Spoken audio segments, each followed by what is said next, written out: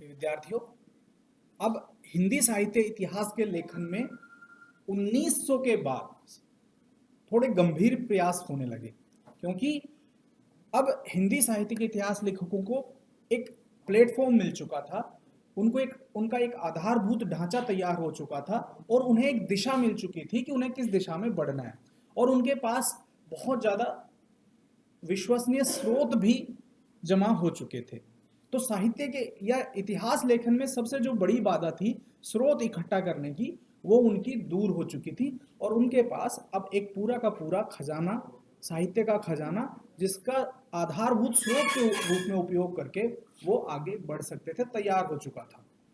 तो दूसरा जो पड़ाव था वो हिंदी साहित्य के इतिहास लेखन में कुछ गंभीरता लेकर आया, कुछ विश्वसनीयता लेकर आया और कुछ वैज्ञानिकता लेकर आया, क्योंकि अब जो विधियां इतिहास लेखन की प्रयोग की जा रही थी वो साइंटिफिक थी, विश्वसनीय थी और तुलनात्मक रूप से पहले पड़ाव की तुलना में ज़्यादा मजबूत और अच्छी थी, तथ्यात्मक भी थी और विश्लेषणात्मक भी थी। अब जो दूसरा फेज है वह शुरू होता है मिस्र बंधुओं से।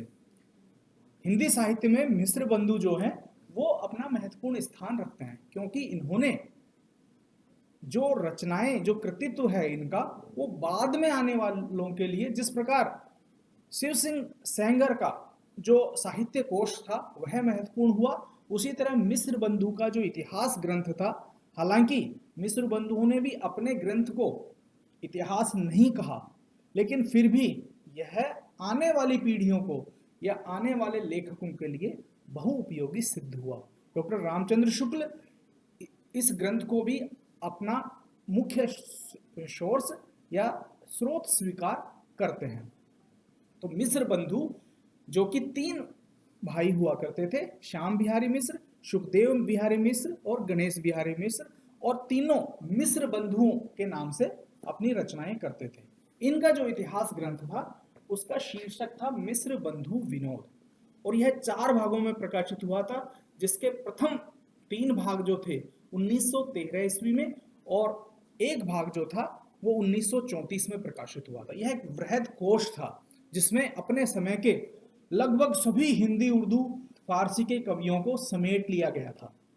तो यह एक बड़ी बात थी।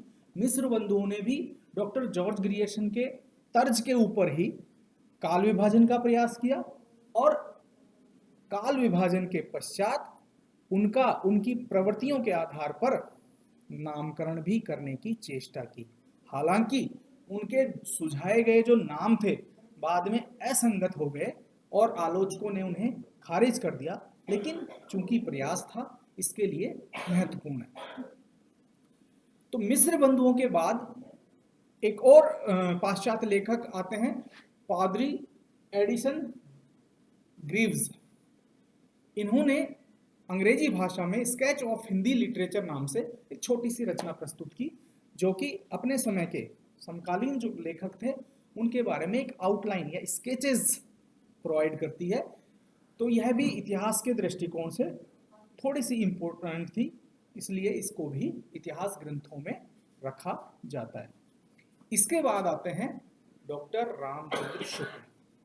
डॉक्टर रामचंद्र शुक्ल, जिन्हें हिंदी साहित्य का एक आधारभूत स्तंभ स्वीकार किया गया, वो 1928 में अपना इतिहास का ग्रंथ लेकर आते हैं, और उनके इतिहास ग्रंथ का नाम था हिंदी साहित्य का इतिहास। यह जो ग्रंथ था वो 1928 में प्रकाशित हुआ था, और एक्चुअल में ये जो ग्रंथ था वो सीधा इतिहास ग्रंथ, रामचंद्र शुक्ल की कोई चेष्टा नहीं थी कि इसे इतिहास ग्रंथ के रूप में प्रस्तुत करें। वो हिंदी शब्द सागर की कोई भूमिका लिख रहे थे। हिंदी शब्द सागर की भूमिका लिखते समय उनके जो नोट्स थे, उन्होंने नोट्स तैयार किए, और बाद में जब उन्होंने वो नोट्स थे उनको एक क्रमबद्ध कर दिया, तो वो जो नोट्स थे वो संकलित रूप से हिंदी साहित्य का इतिहास कहलाए। और वह जो इतिहास ग्रंथ था अब तक जितने भी प्रयास हुए थे उनमें सबसे बेहतरीन था। और अब तक ही नहीं, आज तक का जो साहित्य है उसमें इतिहास ग्रंथ जो लिखे गए हिंदी भाषा के, उसमें सर्वश्रेष्ठ इतिहास ग्रंथों में डॉक्टर रामचंद्र शुक्ल का नाम लिया जाता है। डॉक्टर रामचंद्र शुक्ल की इतिहास ग्रंथ की एक और खास बात क्या थी कि पहली बार इन्होंने विधेयवादी पद्धति का प्रयोग अपने इतिहास ग्रंथ में किया। विधेयवादी पद्धति क्या होती है ये हम पहले ही जान चुके हैं। अगर आपको इसके बारे में और ज्यादा जानकारी है तो मेरी जो पिछला जो क्लास हुई थी जिसमें हिंदी साहित्य के इतिहास लेखन की जो पद्धतियां हैं, जो शीर्षक का जो वीडियो था उसमें आप उसको जान सकते हैं। तो यह जो विधेयवादी पद्धति थी इसे तेन ने, विद्वान हुए थे तेन, उन्होंने स्वीकार किया था। तो उसको आधार बनाकर डॉक्टर रामचंद्र शुक्ल ने अपना हिंदी साहित्य का इतिहास ग्रंथ लिखा। और रामचंद्र शुक्ल ने जो काल विभाजन किया और काल विभाजन के साथ साथ जो नामकरण किया वह हिंदी साहित्य में आज भी सबसे तटस्थ और सबसे मानकीकरण युक्त माना जाता है। अर्थात रामचंद्र शुक्ल का जो विभाजन है और जो नामकरण है वह आज भी सबसे ऑथेंटिक और स्टैंडर्ड का माना जाता है, आज भी वही प्रचलित है। डॉक्टर रामचंद्र शुक्ल की एक और खास बात है अपने इतिहास ग्रंथ में कि इन्होंने कवियों का और उनकी कृतियों का संकलन तो किया ही, इसके साथ साथ उन्होंने उन रचनाओं का विश्लेषण भी किया। और वह जो विश्लेषण था वह लोक मंगल के आलोक में किया गया। अर्थात रामचंद्र शुक्ल ने सामाजिक उपयोगिता के आधार पर, लोक मंगल की अवधारणा के आधार पर उन कृतियों का विश्लेषण किया और कवियों का साहित्य में, हिंदी साहित्य में स्थान निर्धारण भी किया। तो यह जो ग्रंथ है इतिहास ग्रंथ न होकर एक मुकम्मल ग्रंथ है जिसमें एक प्रकार की आलोचनात्मकता का भी समावेश मिलता है। अगर आपको कवियों के बारे में बहुत गहराई से जानना हो तो हम रामचंद्र शुक्ल का इतिहास पढ़ सकते हैं, जिससे हमें हिंदी साहित्य को प्रॉपर रूप से समझने में बहुत ज़्यादा मदद मिलती है। तो डॉक्टर रामचंद्र शुक्ल का ये जो इतिहास ग्रंथ था वो काफ़ी सटीक माना जाता है। डॉक्टर रामचंद्र शुक्ल के बाद भी बहुत सारे प्रयास हुए और अब एक और नाम आता है बाबू श्याम सुंदर दास का। इन्होंने भी अपना जो इतिहास ग्रंथ था वह हिंदी भाषा और साहित्य नाम से 1930 के आसपास प्रस्तुत किया।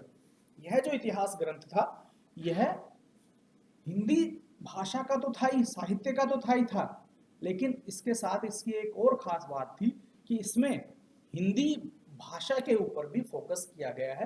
अर्थात भाषा का जो विकास हुआ है, हिंदी एक लैंग्वेज के रूप में जहाँ से उभर कर आई है, उस भाषा ने आज तक यानी इसके प्रकाशन तक जो प्रगति प्राप्त की थी उसके बारे में भी इसमें विस्तार से वर्णन किया गया है।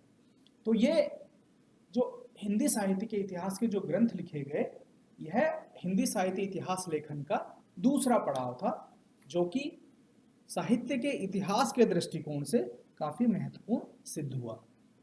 इसके बाद हम बढ़ते हैं हिंदी साहित्य इतिहास लेखन के तीसरे पड़ाव की ओर, और उसमें हम लगभग अब तक के सभी इतिहास ग्रंथ जो लिखे गए हैं उनको शामिल करने का प्रयास करेंगे।